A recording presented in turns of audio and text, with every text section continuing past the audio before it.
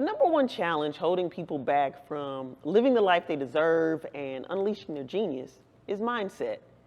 Either from like past challenges, lack of clarity. Maybe they're doing well, but are stressed out and overwhelmed.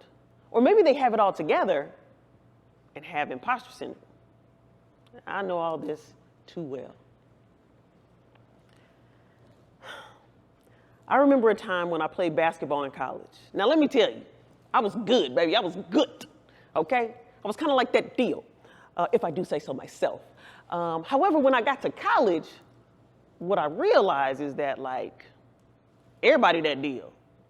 And I went from starting to riding the bench in college, okay? Now, I ain't no practice player, but I was a practice player. And I was like, no, I gotta figure this out. I gotta get some more playing time, and so I'm stressing out, I just was working, and I'm not a practice player. And I'm tired of getting beat up in practice and not even seeing the floor in the games. So I'm like, well, maybe I should just quit because they don't value me. They don't even see me. And that's when it hit me.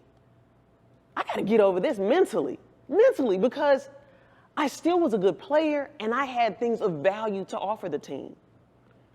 When I made that realization, I was like, okay, well, if I'm going to be a practice player, baby, I'm going to be the best practice player. And I'm going to push myself and the team to help us all be better. And as a result of that, I got a little bit more clock. I didn't get a whole lot, but I got a little bit more clock. But then I ended up becoming like the motivational speaker for our team, before the games. So I had to overcome that mindset, that mentality, and realize I had to find my role and play my part.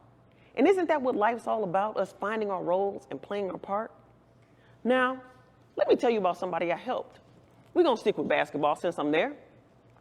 One of my former basketball players, Rebecca Christian, she sent me a Facebook message in 2024 in February.